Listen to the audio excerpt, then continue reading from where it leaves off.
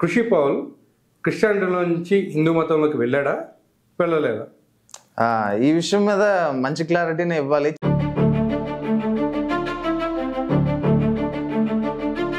ఒక అబద్ధానికి నేను సేవ చేశాను, ఒక అబద్ధానికి కింద నేను పనిచేశాను,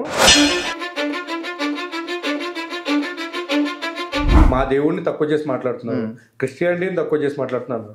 అందులో మీ గురించి కూడా వచ్చిందండి చిన్న టాపిక్. స్వార్థానికి బతుకుతున్న బతుకులే తప్ప సత్యానికి బతుకుతున్న బతుకులు కాదు. మరి అలా చూసుకుంటే రాధామోహన్ దాస్ గారు అనే ఒక ఆయన లిటరల్ ఒక మాట అన్నారు, చర్చిలు అనేది బిజినెస్తో పాటు అదొక మాఫియా అని కూడా మాట్లాడారు. ఇంటికి వచ్చారా, నువ్వే వాళ్ళ కొంపకి వెళ్ళి అది అబద్ధం అని చెప్తూ ఉంటావు. ఎప్పుడన్నా వాళ్ళు మీ ఇంటికి వచ్చి అబద్ధం, కృష్ణుడే దేవుడు, రాముడే దేవుడు ఇలా చెప్పేసి ఎక్కడైనా ప్రచారం జరిగాయా?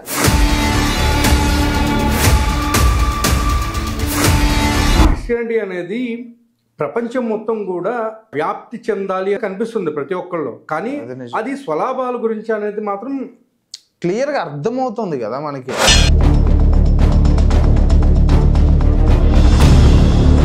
అదే బైబుల్ ట్రైనింగ్కి వెళ్ళారు కదా, ఆ బైబుల్ ట్రైనింగ్లో అసలు మిమ్మల్ని ప్రిపేర్ చేసే విధానం ఎట్లా ఉండేది?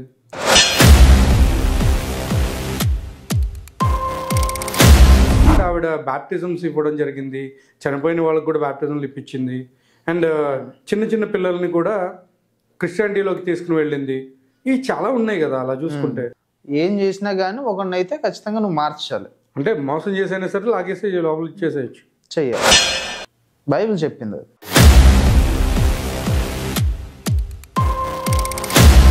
మరి అదేవిధంగా పాత నిబంధనలు పాటించేదైతే మరి ఆదివారం పూట పని చేసినా కానివ్వండి, లేకపోతే వేరే ఏ పని చేసినా దేవుడి పని కాకుండా ఏ పని చేసినా రాళ్లతో కొట్టి చంపేమని ఉంది.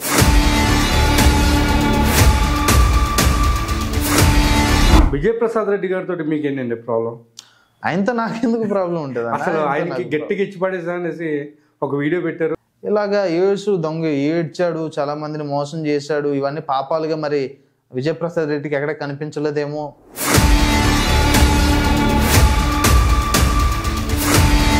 నిజంగా దేవుడు మనందరితో మాట్లాడుతున్నారు అంటే మరి ఎందుకు ఈరోజు ఇన్ని అస్పృశ్యతలు అండ్ ప్రతి ఒక్కరికి మధ్యలో ఇన్ని గొడవలు, అది కూడా క్రిస్టియానిటీలోనే వాళ్ళకే.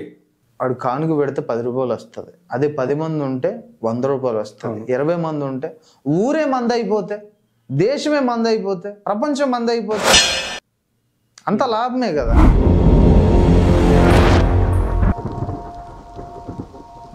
హాయ్ హలో నమస్తే, నేను మీ యాంకర్ నాగేంద్రని. ఈరోజు మనం ఇంకొక గెస్ట్తో ఇక్కడికి రావడం జరిగింది. ఆయన ఎవరో కాదు, కృషి పౌల్.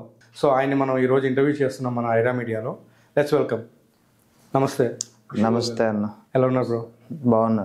Super bro. అసలు మీరు కొత్త ఒరవడిని స్టార్ట్ చేద్దాం అనుకుంటున్నారా?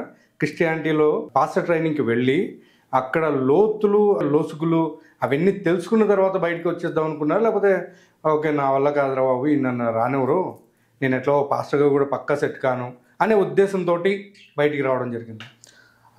ఇవి రెండు కావు బ్రో. ఫస్ట్ ఆఫ్ ఆల్ నేను బయటికి రావడానికి కారణం ఏంటంటే, దేవుని గురించి ఒక అవగాహన నేను నా యొక్క ఆలోచన విధానంలో అర్థం చేసుకోవడంలో బయటకు వచ్చాను. మొదట్లో నేను ఒక క్రిస్టియన్ ఫ్యామిలీలో పుట్టినోడినే, అలాగే చర్చికి వెళ్తుండేవాడిని. అలాగే నాకు పాస్టర్ కూడా అవ్వాలనిపించి మా పాస్టర్ని అడిగితే ఆయన ఒక పాస్టర్ ట్రైనింగ్ సెంటర్ పంపించారు. ట్రైనింగ్ అయిపోయింది.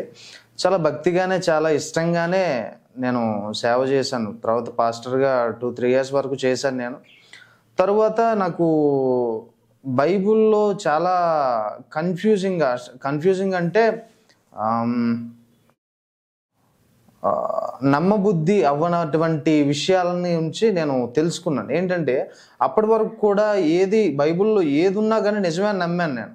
బైబుల్లో ఏదున్నా, బైబుల్లో యెహోవా ఏం చేసినా, యేసు ఏది చెప్పినా, బైబుల్లో అసలు ఏ పదమున్నా కానీ అదంతా కూడా నిజమని నమ్మి అన్ని సంవత్సరాలు ట్రైనింగ్ చేశాను అండ్ సేవ కూడా చేశాను, పాస్టర్గా కూడా చేశాను. తరువాత నాకు అర్థమైనటువంటి విషయం ఏంటంటే, బైబుల్లో యెహోవా అనేటటువంటి ఈ క్యారెక్టర్ ఏదైతే ఉందో, యెహోవా అనేటటువంటి ఆ దేవుడు అనే క్యారెక్టర్ ఏదైతే ఉందో, అది కేవలం ఇశ్రాయేలీయులకు మాత్రమే పరిమితం అవుతుంది. చుట్టుపక్కల ఉన్నటువంటి దేశాలకు కానీ, రాజ్యాలకు కానీ, ఊర్లకు కానీ దేనికి కూడా అది సెట్ అవ్వట్లేదు అనమాట. కేవలం ఇశ్రాయేలులకు మాత్రమే దేవుడుగా ఉంటూ, వాళ్ళని మాత్రమే కాపాడుకుంటూ, వాళ్ళకి కావాల్సినవి ఇచ్చుకుంటూ, వాళ్ళకి ఫేవర్ చేసుకుంటూ వెళ్తాడు. కానీ మిగిలినటువంటి రాజ్యాలను కానీ, ప్రజలను కానీ, మనుషులను కానీ పట్టించుకోడు. కానీ దేవుడు అంటే ఎలా ఉండాలి? దేవుడికి ఆ రాజ్యం ఈ రాజ్యం, లేకపోతే ఇశ్రాయేలులనో, ఐగుప్తీలనో, లేకపోతే పక్కన ఉన్నటువంటి వాళ్ళనో తేడా ఉండదు. సమానంగా చూస్తూ ఉండాలి.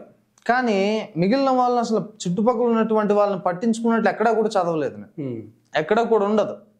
అందరిని ఒకేలా చూడాల్సినటువంటి దేవుడు కేవలం ఇశ్రాయేలులను మాత్రమే పట్టించుకోవడం, వాళ్ళని మాత్రమే కేర్ చేయడం, మిగతా వాళ్ళని పట్టించుకోకపోగా ఈ ఇశ్రాయేలీయులతోటి వాళ్ళని చంపించే ప్రయత్నాలు, చంపించినటువంటి విషయాలు కూడా బైబిల్లో చాలా ఉన్నాయి. ఎవరు? యెహోవా చంపించాడా? యెహోవానే.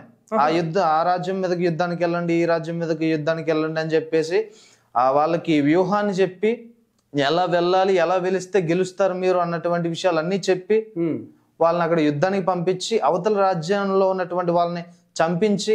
అంటే రిఫరెన్స్ ఉన్నాయా దీనికి? బోల్డ్ అండ్ రిఫరెన్స్ లో ఉన్నాయి. అది నాకు దేవునికి అంత కన్విన్సింగ్ గా అనిపించలేదు. దేవుడు అందరినీ మంచిగా చూడాలి కదా, అందరినీ ప్రేమించాలి కదా, అందరికీ సహాయం చేయాలి కదా, కష్టంలో ఉండి దేవా అని పిలిస్తే ఆయన పలకాలి కదా, మరి పక్క రాజ్యాలని, పక్క ప్రజల్ని చంపడం ఏంటి అన్నటువంటి విషయం నాకు అది దేవునికి సరిగా అనిపించలేదు. అప్పటి నుంచి బైబిల్ గురించి ఇంకా బెటర్గా చదవడాన్ని, ఇలాంటి విషయాలన్నిటిని కూడా అర్థం చేసుకొని ఇది నిజం కాదు అని నేను రియలైజ్ అయ్యి అందులో నుండి బయటకు వచ్చాను. ఇది నేను బయటికి రావడానికి కాదు. అంటే ఇప్పుడు యెహోవానే రాజ్యాల మీదకి దండెత్తమని చెప్పాడు అంటే ఆయన ఆ టైంలో ఉన్న రాజా, లేకపోతే? రాజు కాదు, దేవుడు. ఆ దేవుడు అంటే యెహోవా. ఇప్పుడు మీరు చెప్పేది యేసుగా పుట్టిన తర్వాత, లేకపోతే పుట్టక ముందు గురించి మాట్లాడుతున్నారు? పుట్టక ముందు. బైబిల్లో 2 పోర్షన్స్ ఉంటాయి. అవును. ఒకటేమో కొత్త నిబంధన, ఒకటేమో పాత నిబంధన. పాత నిబంధనలో మొత్తం కూడా యెహోవా అనేటటువంటి క్యారెక్టర్ కాబడుతుంది. అది ఎక్కడ ఉంటుంది అంటే పైన ఆకాశం నుంచి ఆయన మాట్లాడుతున్నట్టు, లేకపోతే చుట్టుపక్కల ఉన్నటువంటి ప్రవక్తలు వాళ్ళు మోషే వీళ్ళతో మాట్లాడి పాత నిబంధనలో ఈ ప్లాన్స్ అవి చెప్పి వాళ్ళ మీదకి యుద్ధానికి వెళ్ళేలా అలా మాట్లాడేవాడు. కొత్త నిబంధనలు ఏంటంటే యేసుగా వచ్చాడని చాలా మంది పాస్టర్ చెప్తారు. కానీ ఇందులో కూడా చాలా కన్ఫ్యూజన్ ఉంది. కొంతమంది త్రిత్వం అంటారు, యెహోవా, యేసు, పరిశుద్ధాత్మ ముగ్గురు ఒకళ్ళే అంటారు. కొంతమంది యెహోవా సాక్షులు ఉన్నారు, కేవలం యెహోవా దేవుడు, యేసు, పరిశుద్ధాత్మ వీళ్ళెవరు కాదు అని చెప్తారు. కొంతమంది యేసే దేవుడు, మిగిలిన వాళ్ళు కాదని చెప్తారు. ఇలాగా కన్ఫ్యూజన్స్ ఉన్నాయి. మనం దేన్ని కూడా బేస్ చేసుకొని మాట్లాడలేం. ఎందుకంటే క్రిస్టియానిటీ అంటేనే ఫుల్ కన్ఫ్యూజన్ అన్నమాట. క్లారిటీ ఉండాలి కదా. ఇప్పుడు క్రిస్టియానిటీ అని ఒకటే పిలుస్తున్నాం, మనం ఒకటే పేరుతో పిలుస్తున్నాం. క్రిస్టియానిటీలో దేవుడు అంటే ఎవరు? త్రిత్వమా, యేసా, యెహోవానా, ఏంటి? క్లారిటీ ఉండదు. అదే క్వశ్చన్ అడిగినప్పుడు కూడా ఆయన ఏమన్నా అంటే మేము త్రిత్వాన్ని నమ్ముతాం అన్నాను. నేను ఒకటే అన్నాను, మరి మీరు త్రిత్వాన్ని నమ్మినప్పుడు యేసు ప్రభు భూమి మీద ఉన్నప్పుడు పరలోకపు తండ్రి అని ఎట్లా ఆయన ప్రార్థన చేశారు? మరి ఆయన ఎవరు? అదే కదా, యేసు ఎక్కడా కూడా తాను దేవుడు అని ఒప్పుకోడు.